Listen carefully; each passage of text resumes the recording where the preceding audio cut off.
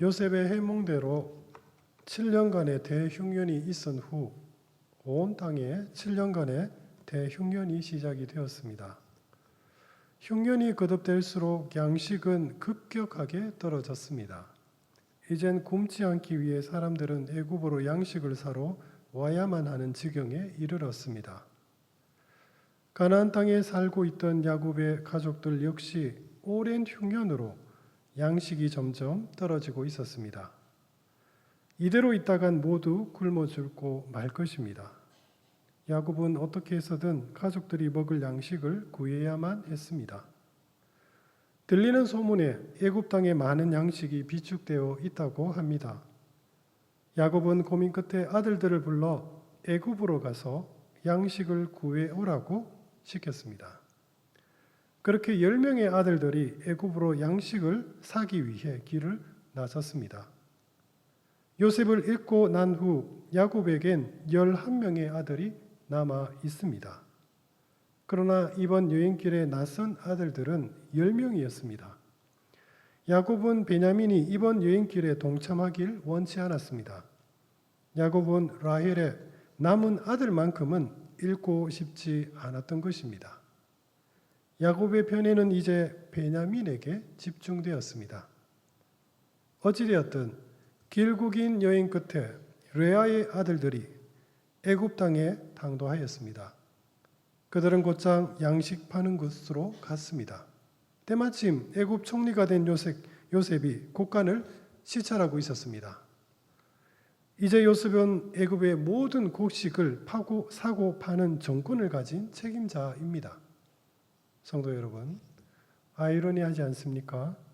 곡단이 쌓인 곳에서 동생을 팔았던 형들과 노예로 팔렸던 동생이 만난 것입니다.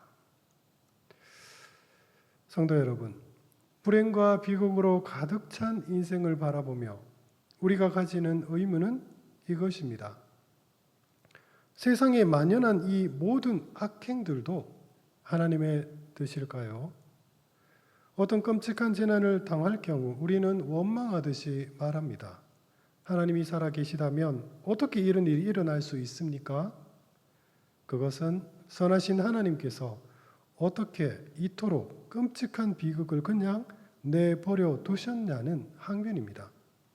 성도 여러분, 우리가 경험한 가장 끔찍한 불행은 무엇이었습니까? 수십 명의 목숨을 잃었던 끔찍한 재난이었습니까? 수백만 명이 죽었던 큰 전란이었습니까? 그렇습니다. 지금도 여전히 셀 수도 없는 수많은 악들이 우리 삶을 휩쓸고 있습니다. 형제들은 애굽의 총리가 된 요셉을 알아보지 못했습니다.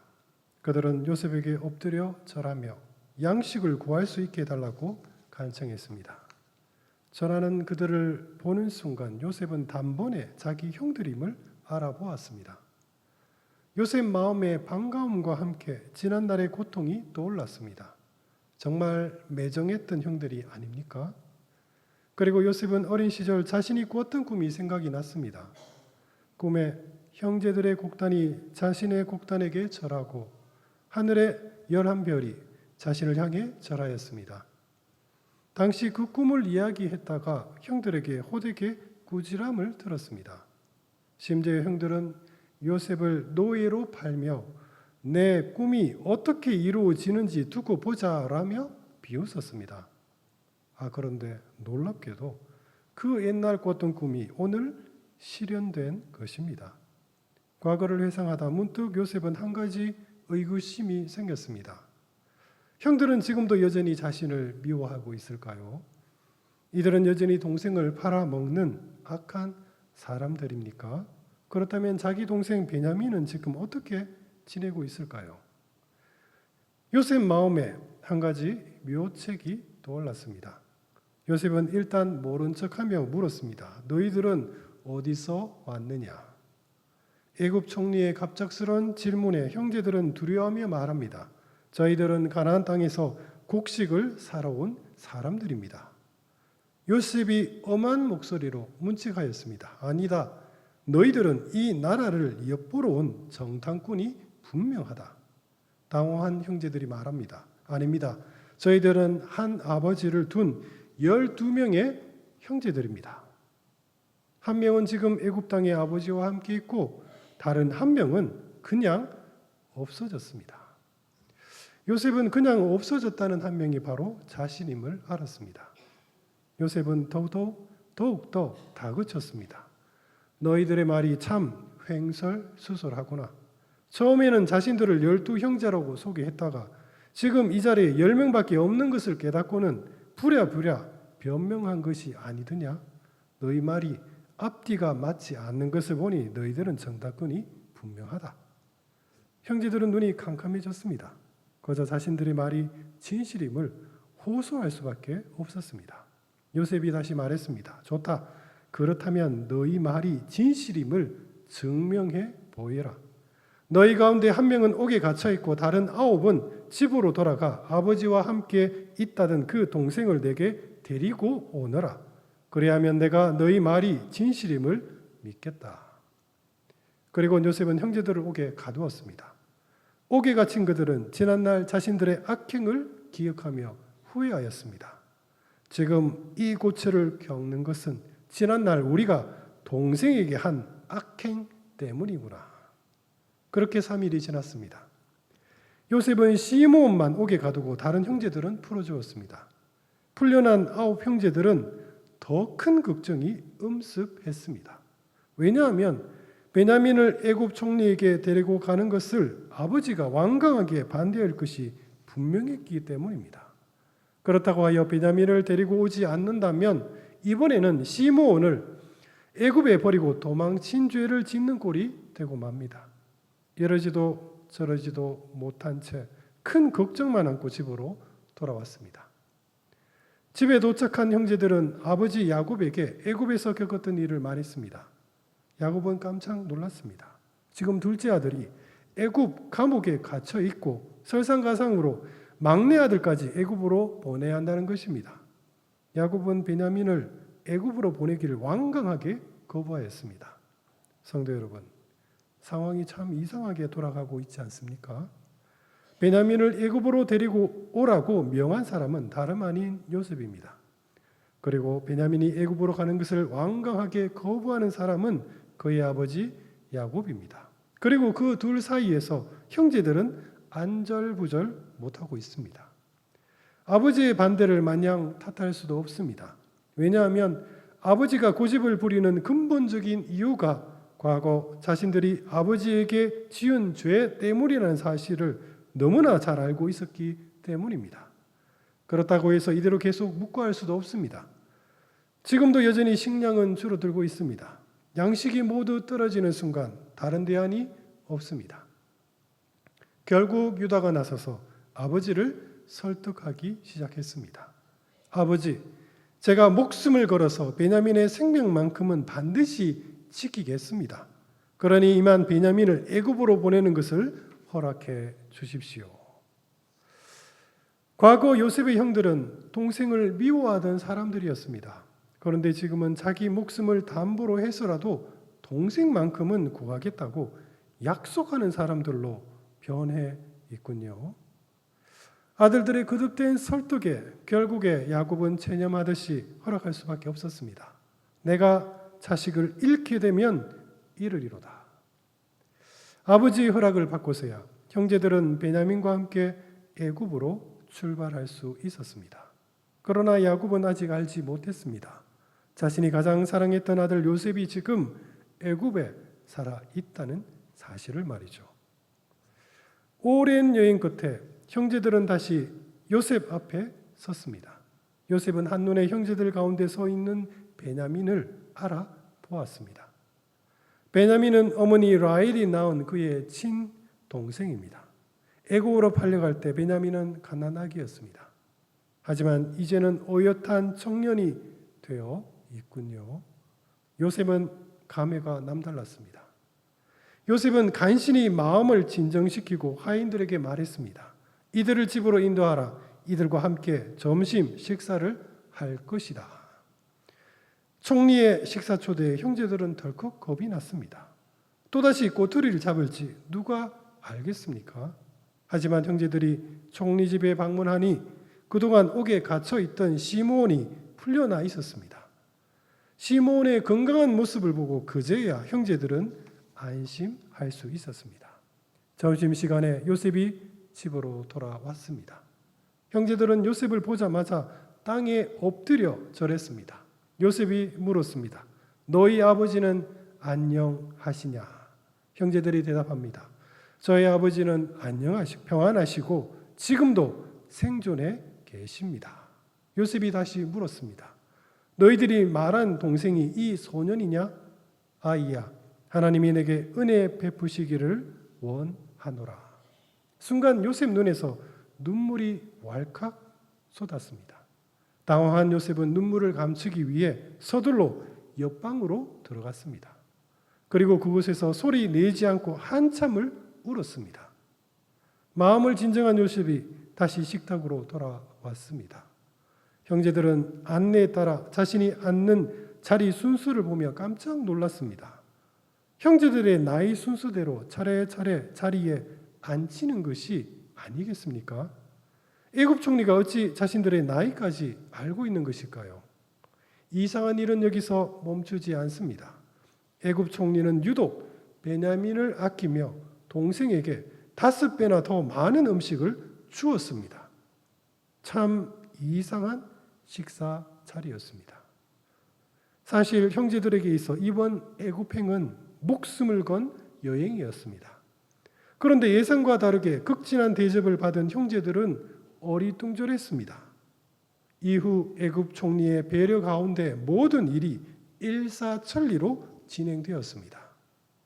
그날 밤이었습니다. 형제들이 모두 잠이 들었을 때 요셉이 몰래 하인을 불렀습니다. 이들의 자루에 양식을 가득 채우고 각자의 돈은 자루에 넣어 두어라. 그리고 내 은잔을 저 청년의 자루에 몰래 숨겨라. 성도 여러분, 요셉은 왜 이런 명령을 내린 것일까요? 아침이 되었습니다. 이 사실을 모른 채 형제들은 모든 채비를 마치고 고향으로 돌아가기 위해 길을 나섰습니다. 시므온도 구출했고 양식도 충분히 구했습니다. 베냐민도 안전하게 집으로 돌아갑니다. 이보다 더 좋을 수 없습니다.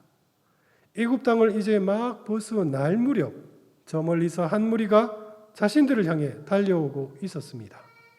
가만히 보니 애굽 총리의 하인들이었습니다.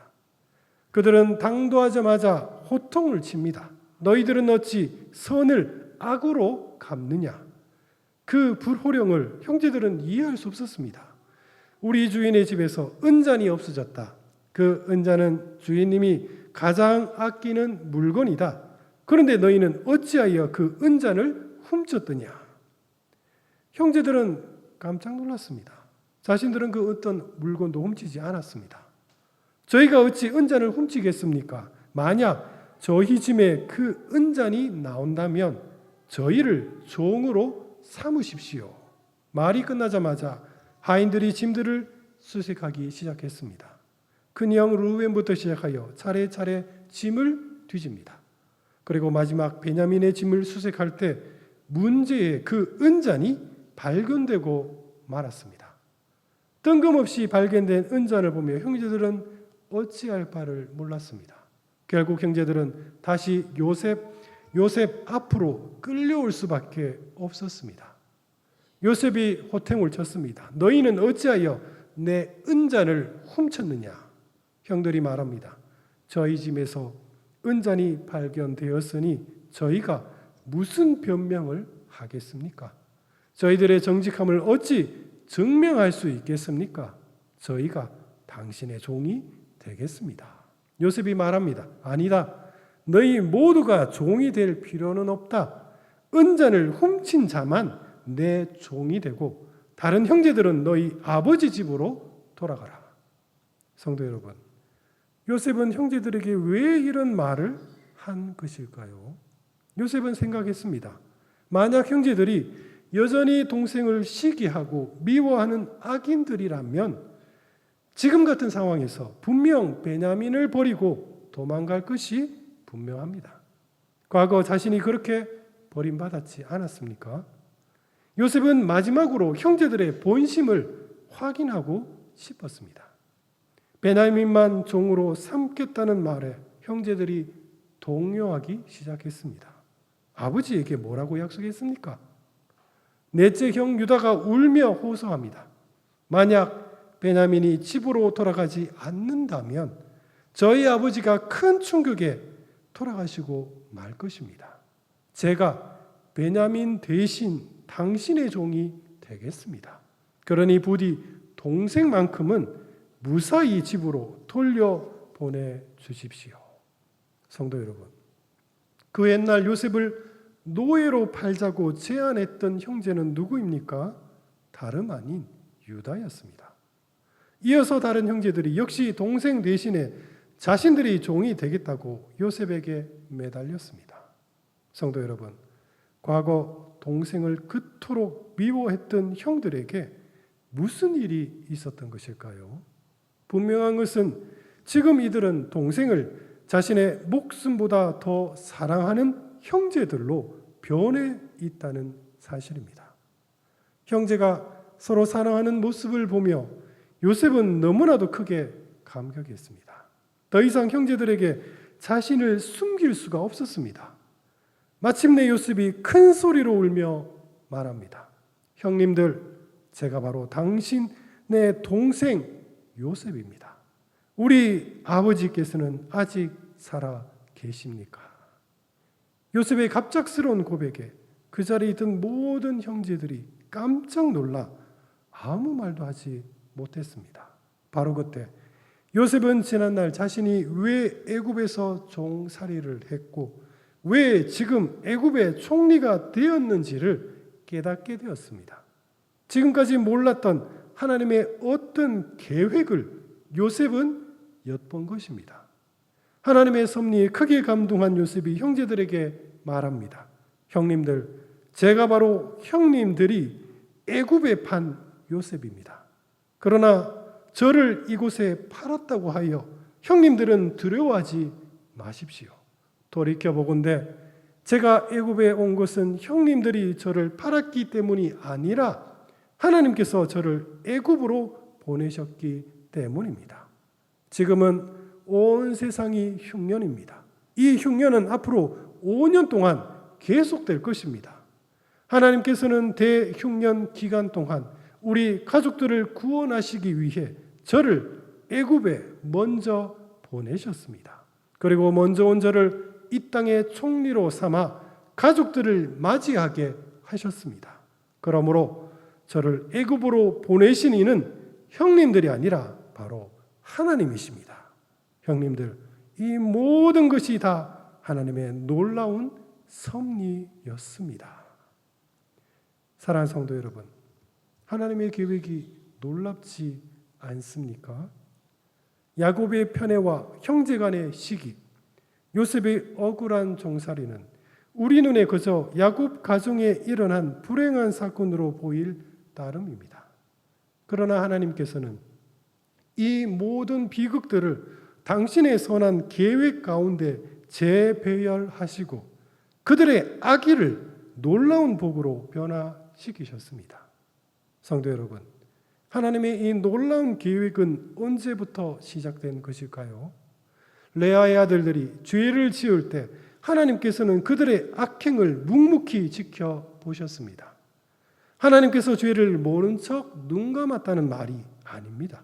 하나님은 언제나 악을 미워하십니다.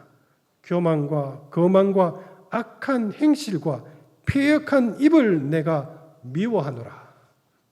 참 이상하게도 죄를 그토록 미워하신 그분께서 이 땅에 횡행하는 악에 대해 침묵하십니다.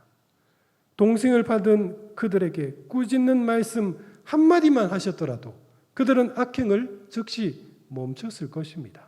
그러나 하나님께서는 그러지 않으셨습니다. 이 모든 상황을 고려할 때 우리가 도달하는 결론은 단 하나입니다. 하나님께서 이 땅의 악을 허용하신 까닭은 비록 우리는 이해할 수 없지만 하나님께서는 더 크고 더 놀라운 어떤 계획을 지금 가지고 계시기 때문입니다. 그것은 허용된 악마저 합력하여 선한 것으로 바꾸는 놀라운 하나님의 섭리입니다. 죄인들의 악이마저 선한 당신의 뜻으로 바꾸는 능력, 그것이야말로 진정한 의미의 전능 아니겠습니까? 야곱의 온 가족이 굶어 죽을 수밖에 없는 상황에서 이들을 구원한 사람은 역설적이게도 애굽의 노예로 팔렸던 요셉이었습니다. 나아가 기근으로 고통받던 수많은 민족들 역시 요셉 덕분에 구원을 받았습니다. 하나님께서는 레아 아들들의 악행을 외면한 것이 아닙니다. 오히려 하나님께서는 그들의 악행을 보시며 그 악의조차 세상을 구원할 당신의 선한 뜻으로 바꿀 계획을 세우고 계셨습니다. 지금까지 수많은 고초를 겪었던 당사자 요셉 역시 하나님의 이러한 계획을 다 안 것은 아니었습니다. 어린 시절 요셉은 자신이 왜 그런 꿈을 꿨는지, 왜 형들에게 미움을 받고 애굽에 종살이를 해야 했는지 전혀 몰랐습니다. 요셉은 그저 순간순간마다 하나님을 믿고 의지하며 살았을 뿐입니다. 그러다 요셉의 불행과 비극의 조각들이 하나님의 손에 의해 하나하나 새롭게 맞춰져 완성되는 순간, 그제야 요셉은 영안이 열리며 하나님의 큰 그림을 보게 된 것입니다. 나는 당신들의 아우 요셉이니 당신들이 애굽의 반자라. 당신들이 나를 이곳에 팔았다고 해서 근심하지 마소서, 한탄하지 마소서. 하나님이 생명을 구원하시려고 나를 당신들보다 먼저 보내셨나이다. 하나님의 섭리를 깨달은 요셉은 자신이 겪은 형제들의 악행이 도리어 하나님의 선한 계획의 일부였음을 시인하지 않을 수 없었습니다. 그렇습니다. 전능하신 하나님께서는 언제나 이 모든 것을 합력하여 선을 이루시는 놀라운 계획을 가지고 계십니다. 내가 생각하는 죄에서는 아예 죄를 짓지 않는 것이지만 하나님이 생각하는 죄에서는 우리와 전혀 달랐습니다. 비록 인간이 죄를 짓지만 하나님께서는 주님의 보혈로 우리를 용서하시고 죽을 수밖에 없었던 나를 결국에 구원해 주셨습니다. 하나님이 계획한 최선의 길은 용서와 화해와 회복의 길이었습니다. 그렇게 야곱의 가족은 하나님의 섭리 가운데 온전히 회복될 수 있었습니다. 말씀을 맺겠습니다. 세상에는 왜 악이 횡행할까요?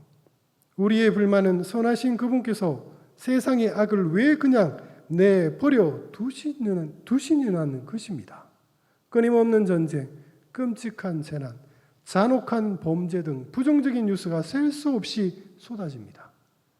멀리 볼 것도 없이 내 주변을 살펴보더라도 악의 득세를 쉽게 목격할 수 있습니다. 세상의 악을 성도인 우리는 어떻게 받아들여야 할까요?